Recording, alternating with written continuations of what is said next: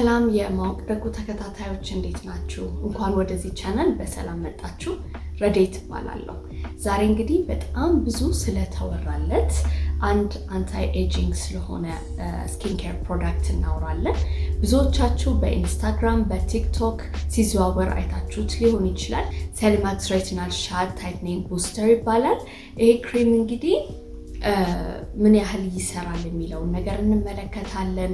ለምንድን ነው የሚጠቅመው? ምን አይነት ስኪን ታይፕ ያላቸው ሰዎች መጠቀም አለባቸው?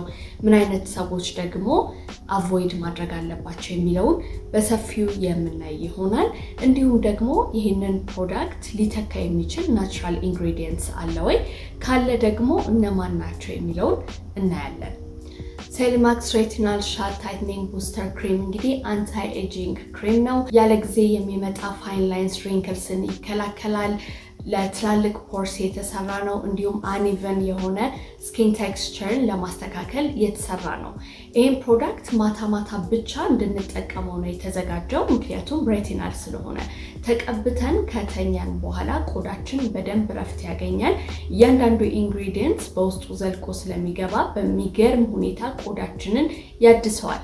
ከሬቲኖል በላይ አድቫንስድ እና ኤፌክቲቭ ነው። ኢቨን ከትሬቲኒዮን በላይ ለስላሳ ተደርጎ የተሰራ ፕሮዳክት ነው። እንግዲህ ይሄ ፕሮዳክት ኤሻት ቴክኖሎጂን ኮንቴን ያደረገ ነው። በታይኒ ፓርቲክልስ የተሰራ ስለሆነ እያንዳንዱ ኢንግሪዲየንትስ ቆዳችን ውስጥ በደንብ ዘልቆ ስለሚገባ ቆዳችንን በጣም በሚገርም ሁኔታ ያድሷል። ለዛ ነው ኤፌክቲቭ የሆነው። እዚህ ውስጥ ካሉ ወሳኝ ኢንግሪዲየንትስ መካከል ሜትሪክስል ፔፕታይድ ኮምፕሌክስ፣ ናያሲናማይድ፣ ቫይታሚን ኤ እና ፓንቴኖል ናቸው። እነዚህ ኢንግሪዲየንትስ ቆዳን ሃይድሬት በማድረግ እና በማለስለስ የሚታወቁ ናቸው።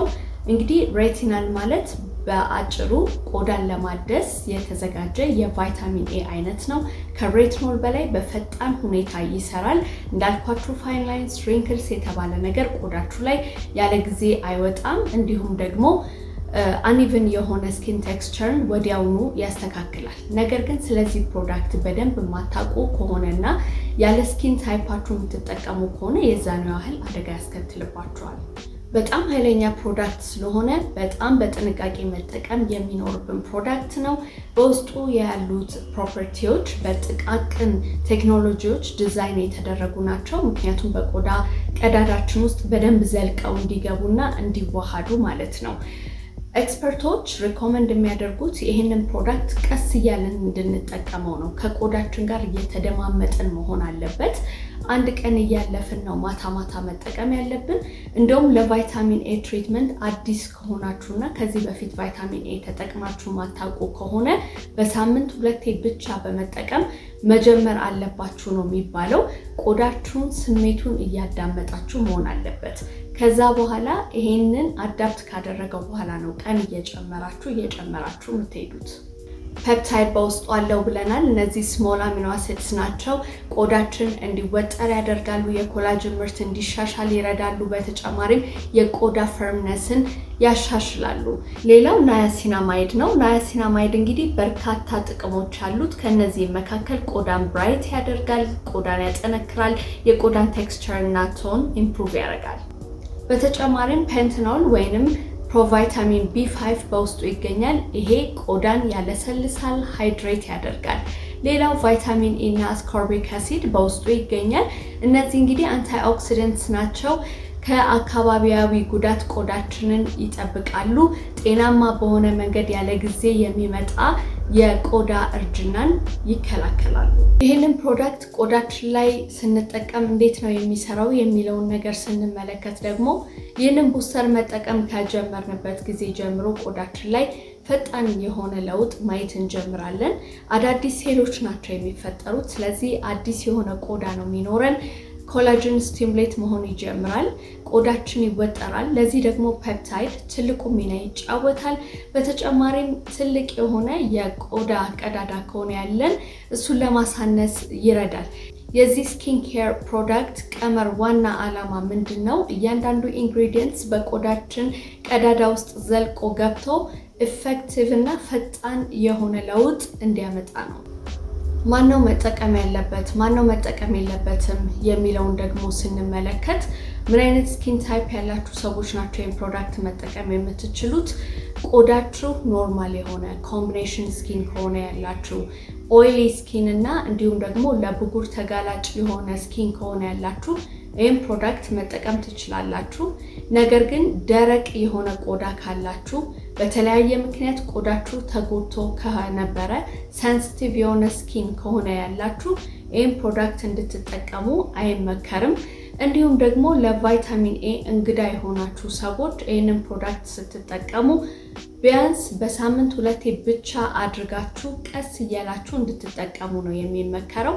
አጠቃቀሙ ደግሞ ማታ ማታ ነው ብያችኋለሁ።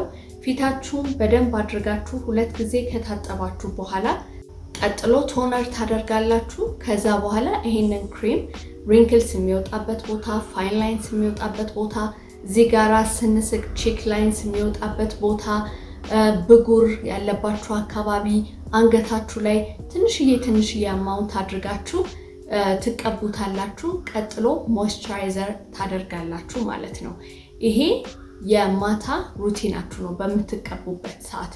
በሚቀጥለው ቀን ግን ፊታችሁን በደንብ አድርጋችሁ ታጥባችሁ ቶነራችሁን አድርጋችሁ ሌሎች የምትጠቀሙትን ስኪን ኬሮች ካደረጋችሁ በኋላ ሰንስክሪን ሳታደርጉ መውጣት በጭራሽ የተከለከለ ነው። ሬቲናል የሚጠቀም ሰው ቀን ሰንስክሪን የማይጠቀም ከሆነ ከፍተኛ ጉዳት ነው የሚደርስባችሁ። ስለዚህ ሰንስክሪን ግዴታ ያስፈልጋል ማለት ነው። ሳይድ ኢፌክቱ መለስተኛ የሆነ ድርቀት ሊያስከትል ይችላል። ጊዜያዊ ኢሪቴሽን እንዲሁም የቆዳ መላጥን ሊያስከትል ይችላል።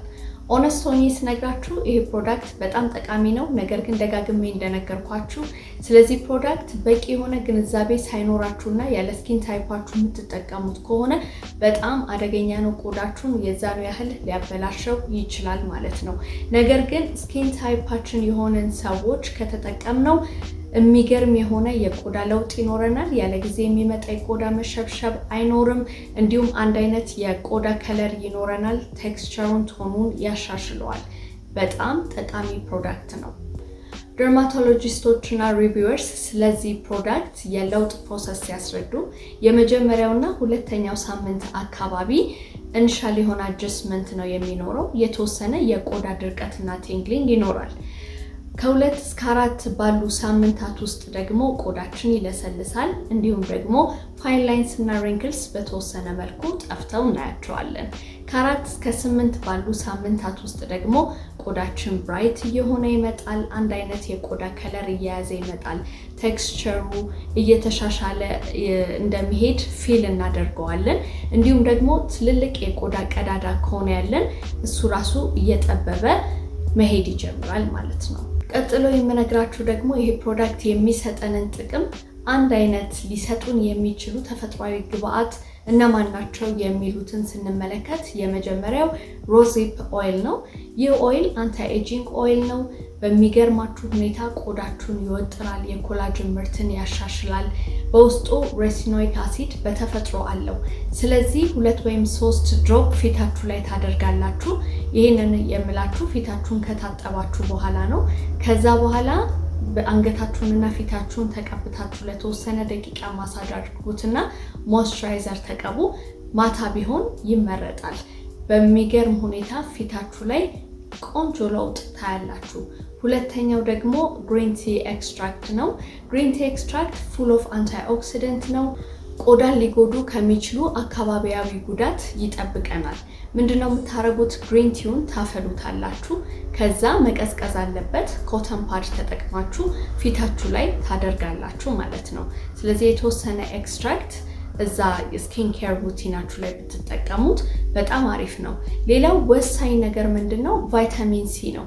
ቫይታሚን ሲ ኮላጅንን ቡስት ያደርጋል፣ ቆዳን ብራይት ያደርጋል። ቫይታሚን ሲ ከተጠቀማችሁ በኋላ ግን ሰንስክሪን ወሳኝና ግዴታ ነው። ሌላው ደግሞ አሎቬራ እና ቫይታሚን ኤ ናቸው። እነዚህ ቆዳን ከድርቀት ይከላከላሉ። በፔፕታይድ የበለጸጉ ምግቦችን መመገብ ይኖርባቸዋል። ለምሳሌ እንደ ወተት፣ እንቁላል፣ ስጋ፣ የባህር አሳዎች፣ አተር፣ ባቄላ፣ አጃ፣ ተልባ የመሳሰሉትን አዘውትራችሁ መመገብ ይኖርባቸዋል። ሌላው ግሊሰሪን እና ማር ናቹራል ሄሚፕተንት ስለሆኑ ቆዳን ሞይስቸር ያደርጋሉ። እነዚህ ዛሬ የነገርኳችሁ ትሪትመንቶች በሙሉ ማታ ማታ የምትጠቀሙ ናቸው። እመኑኝ በጣም ለቆዳ ቁልፍ የሆነ ነገር ነው የነገርኳችሁ። በተለይ ያለ ጊዜ የሚመጣ የቆዳ እርጅናን ትከላከላላችሁ። እነዚህን በትክክል የምትጠቀሙ ከሆነ ለምሳሌ 60 ዓመት የሆነ ሰው 30 ዓመት ወደ ኋላ ተመልሶ የ30 ዓመት ሉክ ነው የሚይዘው። ስለዚህ ወሳኝ የሆኑ ኢንግሪዲየንትስ ናቸው የነገርኳችሁ ማለት ነው። በደንብ ተጠቀሟቸው። ማስታወቂያ አይደለም እየሰራ ያለሁት፣ በጣም ብዙ ሪሰርቾችን አያለው፣ የራሴንም ተሞክሮ ነው እያካፈልኳችሁ ያለሁት። እነዚህ ነገሮች ደግሞ ተጠቅማችሁ የምታውቁ ሰዎች ካላችሁ በኮሜንት ሴክሽን ላይ ኤክስፒሪየንሳችሁን አካፍሉኝ። የማታውቁ ሰዎች ካላችሁ ደግሞ ስኪን ታይፓችሁ የሚመለከታችሁ ሰዎች ይሄንን መጠቀም ትችላላችሁ። በሌላ ቪዲዮ ብዙ አይነት እንደዚህ አይነት ነገር እንድሰራላችሁ ይሄንን ቪዲዮ ሰብስክራይብ አድርጉ፣ ላይክ፣ ሼር በማድረግ ተባበሩ። በቀጣይ ቪዲዮ እስከምንገናኝ ድረስ ባይ።